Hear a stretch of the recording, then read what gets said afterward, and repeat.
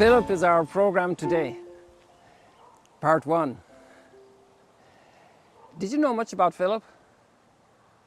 He didn't figure big for me, and I thank you for having this opportunity to talk with you about him because it made me look more at Philip.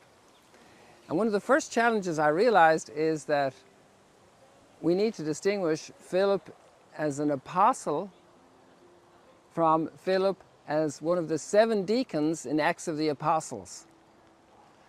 And from the early church, there's actually confusion because we have some significant writers who considers him to be the same person, and also with relatively interesting reasons, but I think today's scholarship wants to see them as 2 separate, different people. So Philip the apostle and Philip the deacon, or also the evangelist he's called, and he has a house in Caesarea. And there Paul comes to visit when he's coming back on one of his trips to Jerusalem, and he stays with him for a number of days. Philip is a Greek name. It actually means somebody that loves horses. Philadelphia, somebody that loves a brother, brotherly love. Philippus, hippos is a horse. Philippus, one who loves horses. It's a Greek name. And there are many Philips. The famous Philip of Macedonia, the father of Alexander the Great, an incredible politician and diplomat. Then we have Philip the apostle, we have Philip the deacon, and many other Philips throughout history. Philip the Gospel Philip, he's number 5 in the list of the apostles. And I also ask myself, why? Well, obviously Peter is number 1. He will never be put in a different position in the list of the apostles. And then the 3 apostles that were always with Jesus are Peter, James, and John. And they're in Mount Tabor, they're at the rising of the daughter of Jairus, and so forth. Then we have Andrew, because Andrew brought Peter.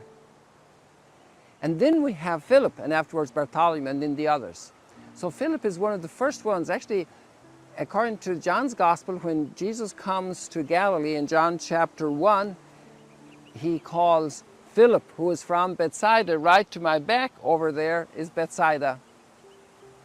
And he's from the same town as Philip, as Peter and Andrew. And that's very interesting as well, because they're together a number of times. And when the Greeks want to come to see Jesus, they approach Philip. So he must be a very approachable guy.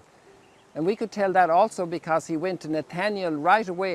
It doesn't even say that he answered the call, but we know he answered the call because he went to Nathanael and said, "We found the one that Moses and the prophets were speaking about, Jesus of Nazareth." So he discovered Jesus. And now the Greeks come to Philip and they say, "Philip, we want to see Jesus," in John chapter 12. And Philip goes to Andrew and he says, "Andrew, let's bring these guys to Jesus." So look at Philip all the time. He's bringing people to Jesus. He's a team player. He's not a lone ranger. It's not about him. It's about Jesus. He wants them to come and see Jesus. He got it.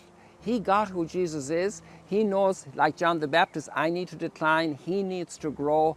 Each one needs to discover Jesus. He makes such a witness to Jesus. And this is the first definition of the 12 apostles. They are witnesses to Jesus. They're the people through whom we connect to Jesus, because that's how the church is built. Then we find Jesus very close to Philip, so close that when he wants to feed the 5,000, he says, "Philip, what are we going to do? Do we have enough food for 5,000? It's very interesting that Philip is right there beside Jesus.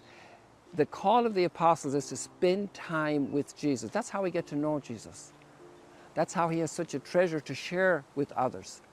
Philip obviously rules out the possibility they can feed the people with the few loaves and fish they have. But Philip says it would take so much money to do it. He was very realistic, and he had to learn the new way of thinking of Jesus. This is what the apostles do. The 12 discover Jesus, and they're his witnesses to the world. Come back for part 2.